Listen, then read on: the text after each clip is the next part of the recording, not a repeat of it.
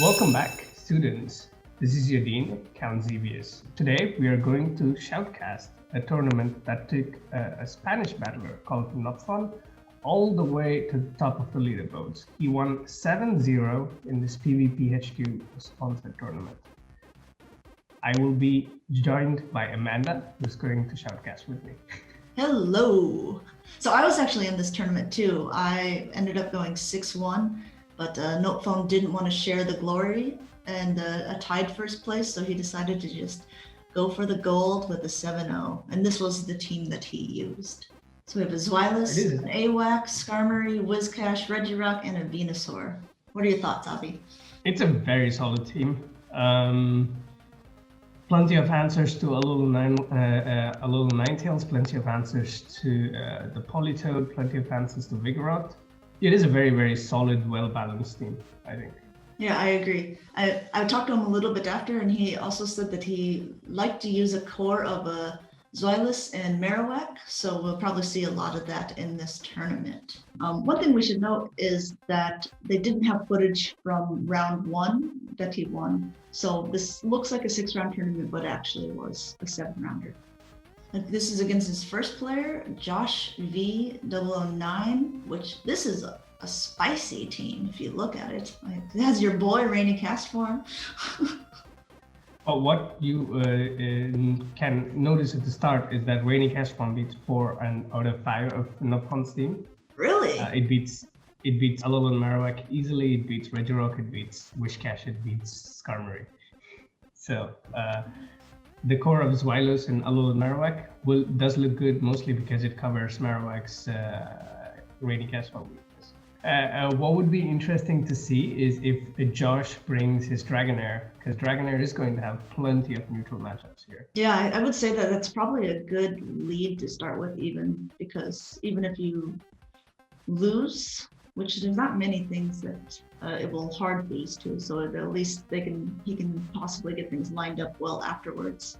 Also, it's nice to see a Kanto Ninetales with the Weather Ball spam is pretty quick and annoying on that team. So yeah, let's see how they decide to play out game number 1. All right, game 1, Vigoroth into Skarmory. This is a very neutral lead for both sides. Because Vigoroth is going to have these body slams coming up quick and fast, and Skarmory resists body slams.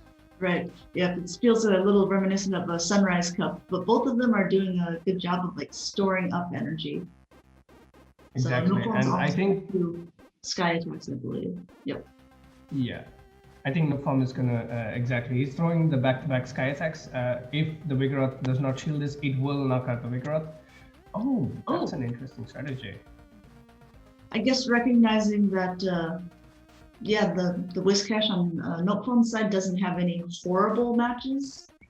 That obviously he can Blizzard here, but go for a Mud Bomb bait. I think he brings in the Whiscash because he recognizes the fact that he would need his Skarmory if there's a Charmer at the back, or if there's going to be, let's say, another Dragonair at the back, which you just see that Dragonair shows up. Yep, and now you've got 2 shields, so at least he has a shield advantage, although the Dragonair is going to take out the Whiscash. Yeah, but the Whiscash is still going to do quite a bit of damage. Throwing the Mud Bomb there, it's going to do at least 30%. Oh my goodness! Check out that amazing spot. Wow. Taking out the Dragonair with a lot of energy. Recognizing that the Dragonair is probably currently focused on trying to farm down the Whiscash, bringing in the Skarmory to take it out. That was really well played. Exactly. Well, this Kanto Ninetales does not have a lot of play anymore, mostly because the Alolan Marowak has 1 shield and the Skarmory has access to Weather Ball, Psyshock, or Solar Beam. None of this is going to be putting the Alolan Marowak, let's say, in a bad situation. That is true, although by the looks of it, it is a Shadow. So, I mean, if it does have Psyshock, that will probably hit a bit harder. Yeah, maybe. Shadows always do more damage, unlike shinies. Yeah, but a pretty decisive win. He just is able to fire spin it down. How do you think Josh will adapt for game 2? It looks like, yeah, Nopfon was very aggressive with he was expecting a Charmer, even though Charm doesn't actually do that well against Nopfon's team. So, I think what Nopfon was looking at is that he bought his Skarmory to deal with the Dragonair, and if his Skarmory is not matched with the Dragonair, then it makes no sense to let the Skarmory get whittled down. If it had gone one-on-one shields, the Regirock would have ended up at least putting the Skarmory really low, which meant the Dragonair would sweep. So he had to make that swap there, recognizing that he needs his Skarmory. That's very, very, upscale play. Yeah. Well, let's see what he decides to do the second game. A Skarmory lead again into not as good of a matchup here. This is the Rainy Cast form does a pretty good job onto the Skarmory. Exactly. If you have a good enough IV Rainy Cast form, if you shield the Brave Bird, you can definitely go straight Thunder and pick up this win. Oh! Ouch. It didn't block the Thunder. And I don't know if you noticed, it looked like he was trying to switch to the Whiscash on the Thunder, but he didn't switch in time, so he Brave Birds and goes down, but at least he took a shield. Oh man, this is rough, because he does not want his Alolan Marowak to see this Rainy Cast form, nor does he want his Whiscash to see the Rainy Cast form. It's going to be a real thorn, and I do not know how he's going to bring this back. Yeah, especially also if it's a Dragonair in the back against the Marowak. It's for the Dragonair with the quick Aqua Tails. So exactly, we'll see. Yeah. Oh, so they automatically switch to the Dragonair. It is a very nice catch. The opponent recognizing that that Nopfon wants to go for the back-to-back mud bombs and swapping in on the first mud bomb. So I reckon there will be a shield from Josh. Yeah. Yep. All right. Now it's going to be the race to Aquatail versus the Shadow Bone from the Alolan Marowak, and I think Alolan Marowak wins that race. Yes, I think so too. And I think this might be enough to at least farm it down. Yep. So now let's see. Oh man, if he has a Regirock, that is so bad for Josh. The Alolan Marowak is going to be cleaning up his backline, unfortunately. Yeah, there's not enough health left on that cast form, and it's actually pretty close. If he lands a Weather Ball, I think this could be closer than it should be, but I don't think he's going to get to the Weather Ball, unfortunately. Yeah, I was wondering why he didn't go for the Shadow Bone. Oh man. Look at this. Oh wow. I think bringing in the cast form was a very big mistake there. He could have fire spinned it down. Unfortunate, but yeah, it is what it is. Great games, great read by Nopfon, saving everything on Alolan Marowak. This opponent looks familiar. Tufche. He is a Belgian trainer, and he is actually in our Worlds team, so we're pretty familiar with this guy. So anxious to see how he does against Nopfon here. That's this interesting. He has the tanky flying Umbreon, as we call it, the Volibee, which renders the Marowak pretty useless usually, and then the regular Stunfisk, which is a good answer to a lot of teams usually, and Hitmontop, and then the rest is pretty standard, I think, for a lot of teams. Exactly. I think Stunfisk is going to play a really major role in the games, and Nopfon has to navigate around it. Other than Venusaur, he does not have a solid, let's say, a solid answer. Even if Zweilous lands a Dragon Pulse, it's only going to do like 40% or 35% of the Stunfisk. So let's see how he wants to play around this. Yes. So let's see, leading the Zweilous into Politoed. This is a neutral lead.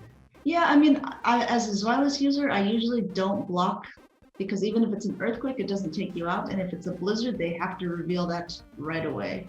So yeah. So we have Earthquake. But doesn't this? Oh, nice.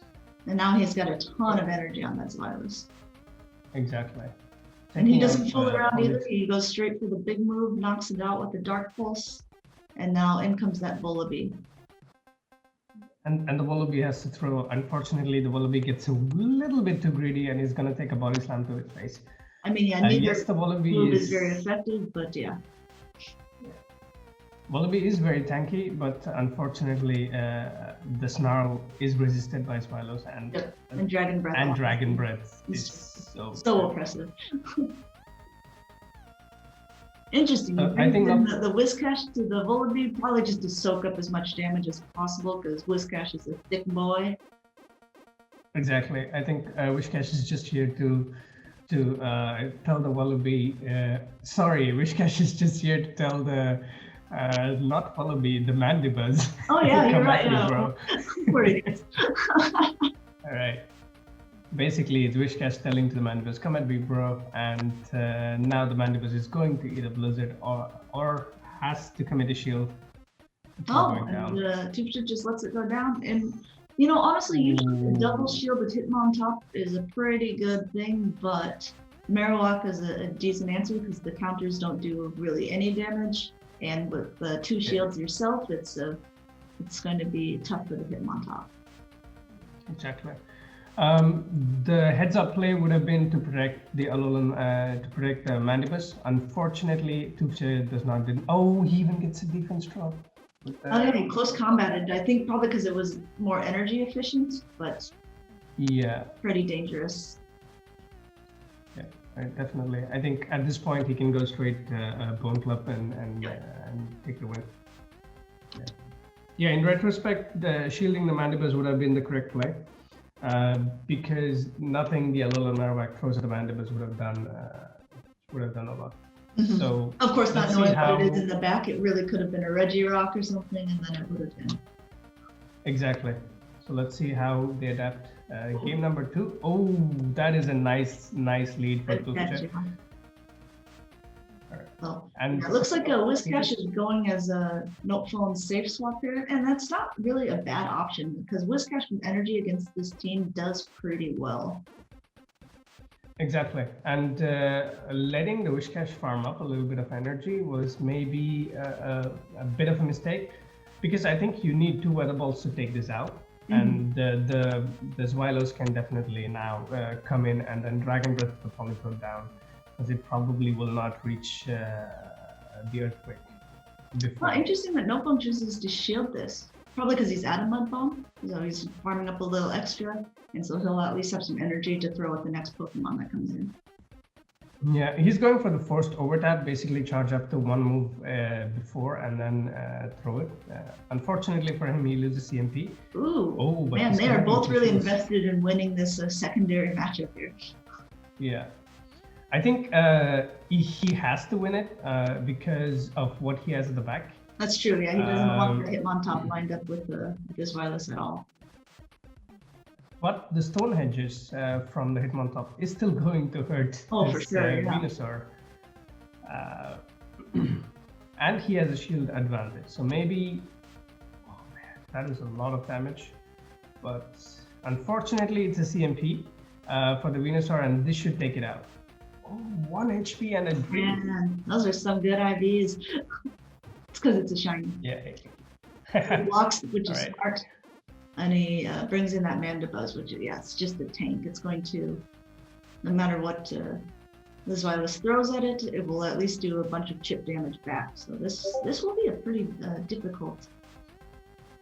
Yeah, but I think that the play for Nopfon here is only he needs to bank either a Dark Pulse or a Body Slam to be able to throw at the Hitmontop. But looking at the amount of damage the Body Slams are doing to the Mandibuzz, it's really looking like a huge uphill battle. Yeah, I mean, I think he's got to throw him off just to get the timer going, and maybe a sack swap is his only potential win condition. No, I don't think he's gonna make it. Yeah, and you will probably watch one Winewhip tickling the Mandibuzz before the. There it goes. Okay, so that was well played. It was a good adaptation, recognizing strongly leaning into that Zweilous, so leading with the Hitmontop. I wonder what they will do. for the final round? Do you think he'll switch it up and try out a different lead? Topcha called him perfectly well. So it's going to be mind games. What Topcha would have recognized is that he's playing the core of Zweilous with Whiscash and something else at the back. So I think if I were him, I would be looking at bringing my Alolan Ninetales. So maybe Nopfon brings his Marowak into this game. Let's see how it goes. Oh. You got to feel good if you're a Topcha at this point. Yeah, this is a great lead, but using that Whiscash as a safe slot. It's interesting that he's staying in. I think maybe that staying in, that shows that he's got another good Marowak counter in the back for sure. So exactly, I would expect that there's Polytoads in there. Exactly, he's probably having a Polytoad at the back to deal with the Marowak, and at this point, it's going to have to take a lot of creativity from Nopfon to beat this line. Yeah, I like how he's not fooling around either. He's not shielding it because he knows that the Whiscash is going to go down, but he is at least, oh god, Mandibuzz is so thick. It just took that blizzard and still has like 1/3 health, 1/4 health. Exactly. That's so annoying. Yeah. This is interesting because now Topcha has to get rid of Switch. He either has to lose Switch or take a lot of damage and give this Zweilous a big energy lead. Yeah, so he's throwing off as many charge moves as he can, but yeah, I think if Nopfon's definitely not going to throw, he's just going to fast move farm that down, and now he's got a body slam ready. Yeah. And but even still, he's just, that's so interesting. So he built up to almost a body slam on the Zweilous, moves in that Marowak, and now if it's a Polytoad, it's really going to be interesting. Yeah, it is definitely a Polytoad, and I think that the HP of the Hitmon top is going to he gets the debuff. That's super helpful. Okay, well. That debuff is going to change the entire course of this game. Yeah, now he's just throwing weak little bone clubs at him. Exactly, and this bone clubs will hurt, unfortunately, for the Polytoad. Will the Polytoad be able to get to He's so good at these, my goodness. That was also, an earthquake. Okay, he still has energy. This is still going to be close. Jeez, look at that. Oh, this is going to be close. I think the Hitmontop has an energy. If I were Topcha, I would be clicking my screen right now and then. Oh my god. That is crazy. But this is the problem with Hitmontop, because I was running one as well. It's a really great mon for this cup. He's one of the bulky fighters, but his moves are nukes, so they take a long time to get to. So. All right. Fair enough. Personally, I thought the Hitmontop had a little bit more energy than that, but yeah, very close games. Very good sack swap there. Yeah, possibly won a game that was 100% lost there. Yeah, I think so too. And Nopfon must have recognized it too, because once your Marowak's facing a Polytoad, that it's all you have to hit all of your conditions perfectly. Exactly.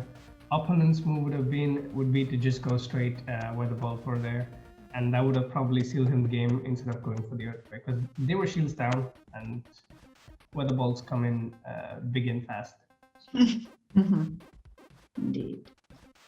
So well done to Topcha, but unfortunately, that sack swap, really well done, and Nopfon ended up taking the 2 games to move on to the next round, still at the top seed against Zubzo. Zubzo is also a really heavy competitor. Yep, Zubzo is also a heavy competitor. He's also an ace, Nopfon is also an ace, so it's going to be a battle of the aces right about now, and let's see how both these aces play. Zubzo's team looks actually quite interesting against Nopfon's team. It's basically a lot of similar mons. And the only two things that change are the Alolan Ninetales and the Galvantula. So basically both of these pick up the Nopfon's changes. So it's going to be really interesting to watch. Yeah. I'm interested. Let's see what they decide to lead Galvantula into the Skarmory. Getting out of there immediately and doing that Whiscash safe swap. All right. So I think Zubzo's play right about here is to throw the lunge and then swap out. Oh, he's staying in. Oh, well, he just got a little more energy, but now even though it's the attack has dropped, it would be insane not to shield that. Oh my goodness! Oh my God! Why? That's bravery right there. Oh, that's something right there. So he didn't block the blizzard, but he had to block the mud bomb. How annoyed would you be if you were Zubzo right now? Yeah, that is unfortunate. That is really unfortunate. I think he underestimated the damage that the blizzard would do, or he was trying to call a bait, and unfortunately he didn't get it right. Didn't reach it. So he brings This back is good. Galvantula. That's interesting. I mean, he's obviously going to farm down with it, but again, with the Whiscash with all this energy, is just throwing as much as possible. Exactly. And now, even though the Galvantula has a lot of energy, it's going to be met with the Alolan Marowak. Yeah, it's going to be wasted. I think you need... Even if you lunge it, I mean, they can just switch out. So yeah, exactly. Oh man, this game is really, really tough for Zubzo to come back from. Ideally, discharges do more damage to the Alolan Marowak. 2 discharges there would have made a little bit more sense, but this Skarmory can now come and even braver this Regirock for the win. Mm-hmm.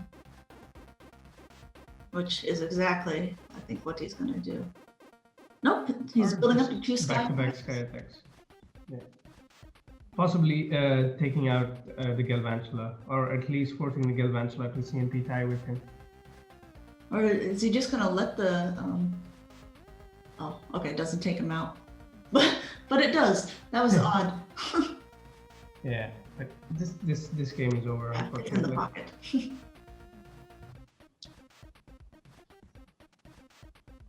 It comes in and goes down.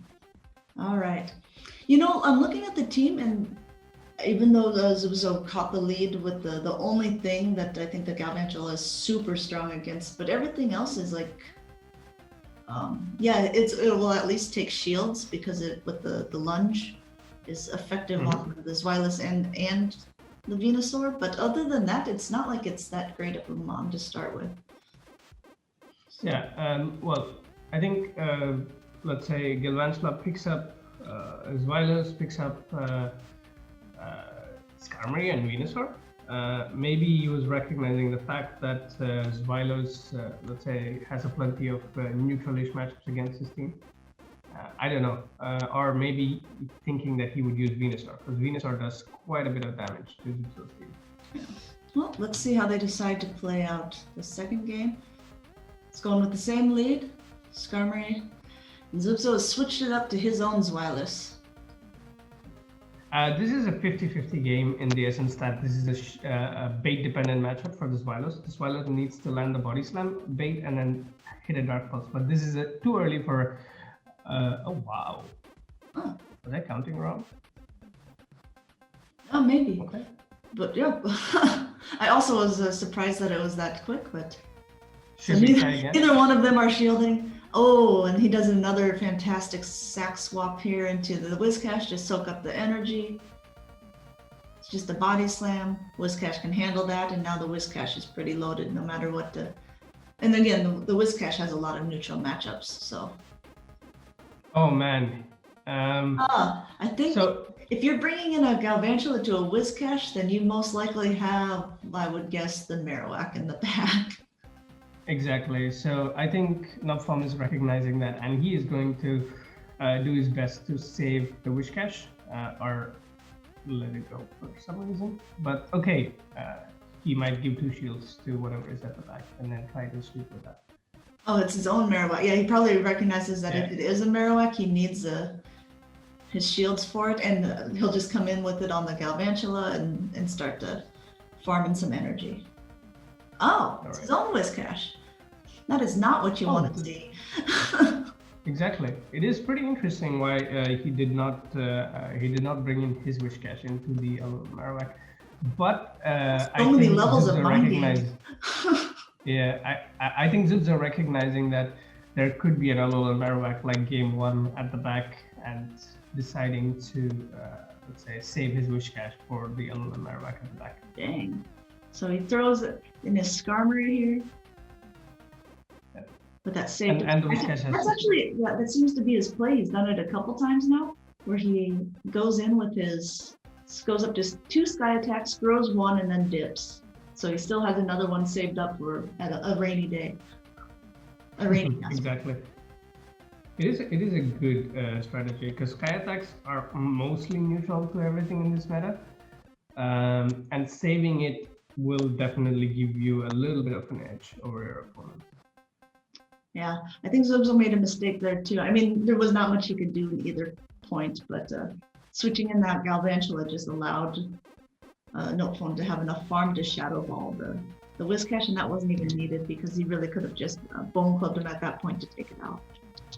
Exactly. So, on to the next round where we're up against Poketrainer Jeet. Poketrainer Jeet has a Mandibuzz on his team as well, and then we're sensing a pattern. I see Alolan Ninetales on almost every single team except for Nopfons, which is kind of fun, and maybe that's also to his advantage because other trainers don't know how to deal with some of his stuff. Yeah, exactly. I think Regirock is a sleeper pick in the essence. It does well, but it does okay well. I think the MVP for Nopfon so far has been his Whiscash. Yeah. It's done a lot of damage and it's soaked up a lot of damage too. And a lot of players aren't using grass type mons, and he's recognizing that and fully taking advantage of it. So Let's see how they do this. So I've also noticed he's really liking to lead his Skarmory. So this is not necessarily a good matchup for the Skarmory. These weather balls just come in fast. Luckily, it's not a Shadow Politoed because those weather balls do a lot more annoying damage. So I think he's just going to absorb these. He might do his famous build up to 2 Sky Attacks and then throw 1 and leave. Yeah, but I think if he had thrown one more fast move, he would have had to CMP tie for the second one. Yep. Yeah, there you go. The case. So this doesn't take him out. It will put him in the red, and he will get to his next Sky Attack maybe. Or he's going to try. Oh no, this is bad. This is bad. I don't think the opponent was counting. No. Oh man. And this is the perfect amount of farm for that Regirock. Oh exactly. man! Oh, he couldn't even throw it. Oh man! That is so unfortunate. It's so unfortunate. To be that person, but man, if you're in Nopfon's position here, you just have to be grinning because that played out perfectly for him. Exactly. Nopfon recognizing the fact that the second Sky Attack will not pick up the Politoed, and him going for the Brave Bird really helped him out there. Yeah, and the opponent thinking that it was just out of Sky Attack, and so swapping right on the charge. Exactly, and a 2-shielded Whiscash against Regirock, it's a massive uphill climb from here for the opponent. The Whiscash probably will Mud Bomb spam it, or can even decide to go for a Blizzard and then throw a Mud Bomb to finish this game. Alright, so it's gonna Mud Bomb spam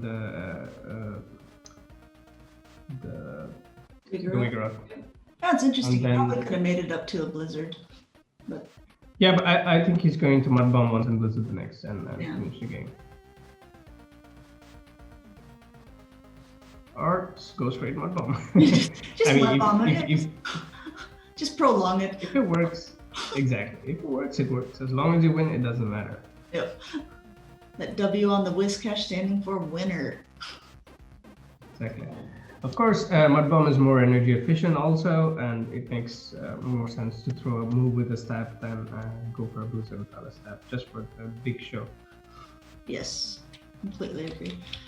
All right, well, that was hopefully not too discouraging of a round for Poketrainer Jeet, though. Maybe if I was him, I would probably actually still lead that Politoed because it has a lot of good matchups, but then maybe rethink when I'm going to do my safe swap. Because, I mean...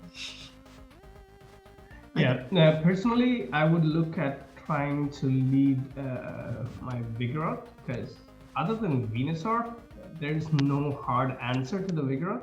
Of course, Alolan Marowak does well, but Alolan Marowak can be brought down all the way to the red by the Vigoroth, and then he can come in with something like the Mandibuser and farm down the Alolan Marowak. Right. So or the Politoed or something too. So that's a good point. We'll see how he does it. Oh, but he decided to, Politoed again. Politoed. Let's hope he does not try to do the same as Maxwell.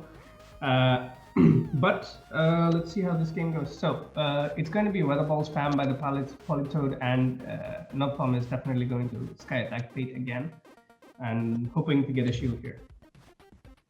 And he does. Okay, so this is good for Nopfon.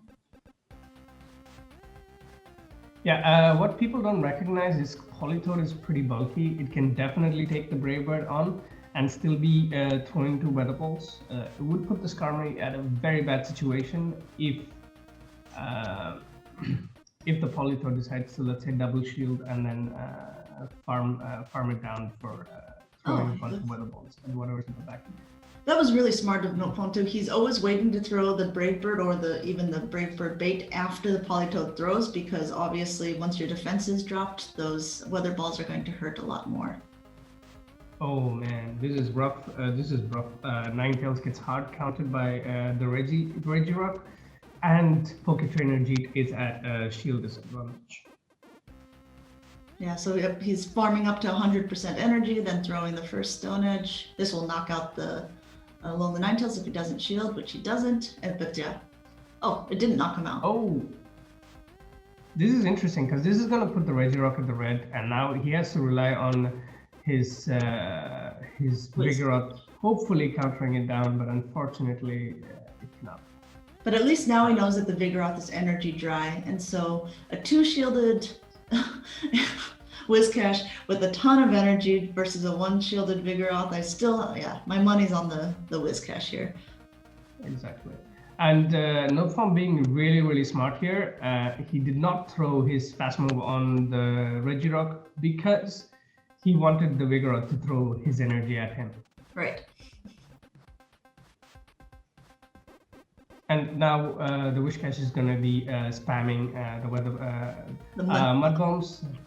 Is definitely going to build up a back-to-back and then throw one after another, and this should take out the Vigoroth. Yeah.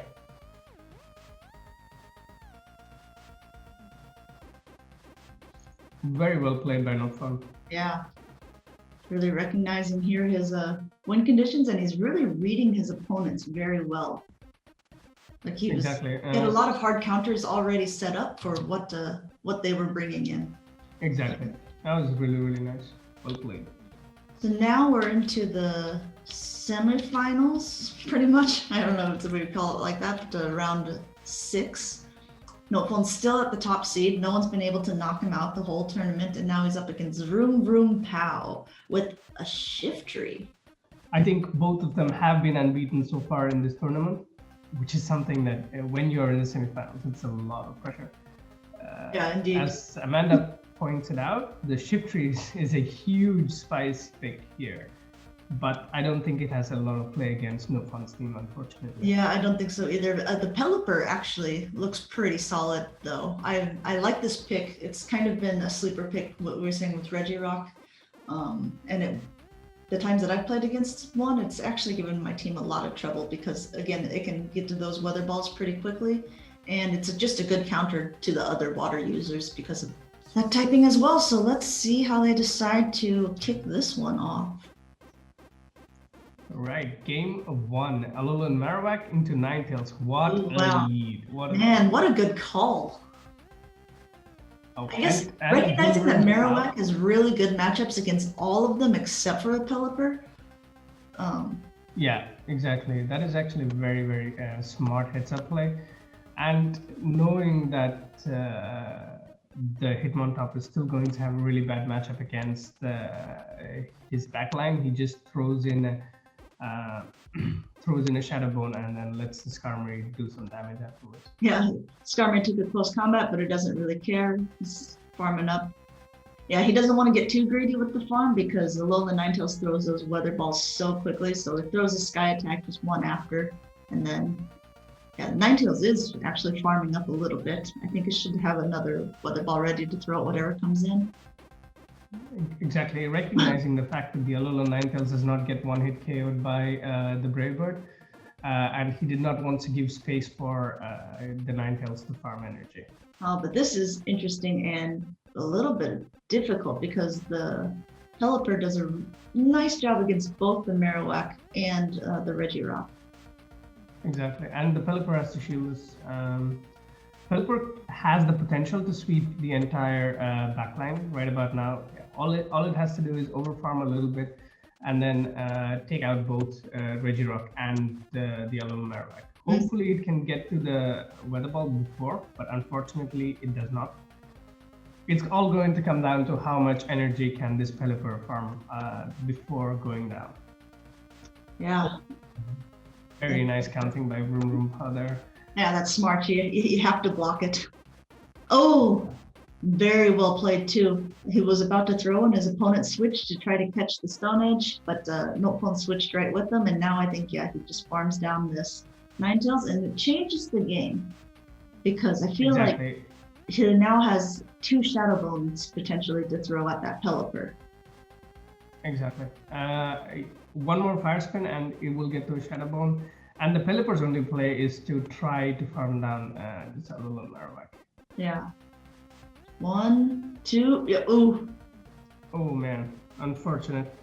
That was the only play that Pelipper had because if it did not farm down, it would have gotten Stonehenge by. Yeah. I mean, it was like Vroom Vroom Pow he swapped at the perfect time, but his Nopfon was just as quick in recognizing that he needed to get out of there. So that was a really well played match. Let's see. Exactly. Game 2 is okay. It's a good lead for Nopfon. Mm-hmm. Even though close combat from the Hitmontop hurt, but unfortunately for the Hitmontop, he has to go for the back-to-back close combats, and I think Skarmory is going to do a lot more damage by the time it gets there.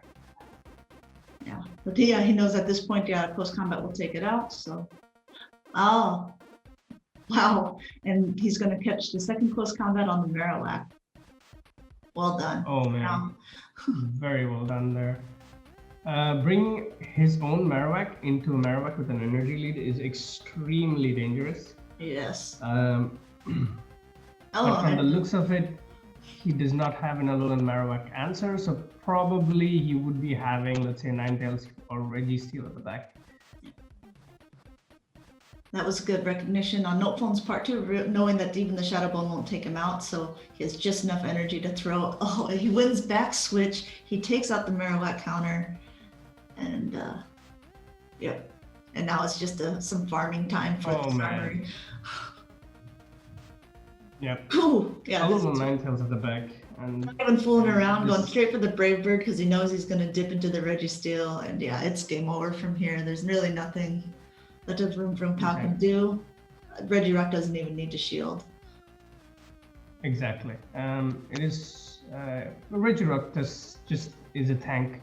People really underestimate its tank ability. It is almost as tanky as the Registeel. So, and it's got a great attack stat too. So I mean, it's obviously hitting really hard with these Stone Edges.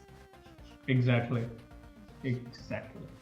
And there it goes. All right, and there goes Vroom Vroom Pow, putting in a valiant effort, but he gets knocked out of the semifinals. Yeah. So. All right. So Creaser, I think I played him recently. Yeah, he's also in the Lille Cup. Yeah, I played Creature recently. He's a very talented trainer, and he loves to use his Vigoroth Sableye core.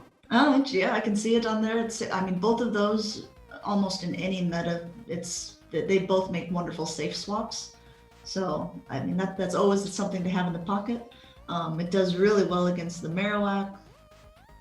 But overall, I mean, Sableye is neutral against things. I say with an energy advantage, it can do really well, I think, against most of them. But other than that, it's not like it has super convincing wins besides that AWAC.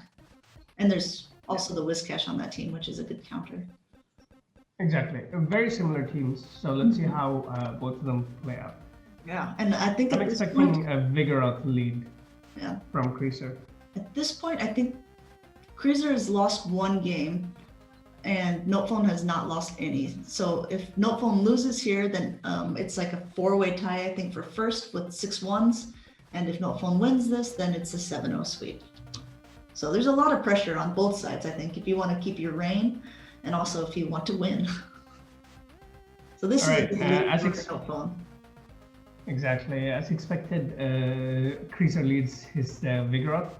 And if you had played the Silph Cup and also the Holiday Cup, you know, Alolan Marowak is a very good answer to the Vigoroth.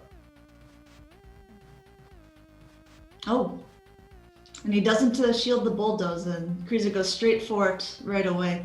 But I mean, it's smart because if you body slam bait and they don't shield, then you just feel like a fool. Exactly. Creaser going for the aggressive swap, but unfortunately, Sableye is met with one of its hardest counters in the game, Zweilous. As long as the Zweilous shields a return, it should be peachy for Zweilous. Yeah, I mean the Zweilous just shielded a foul play, but even still, it's gonna go take this thing out. Exactly. At this point, he can double shield farm down the Sableye. It really doesn't matter.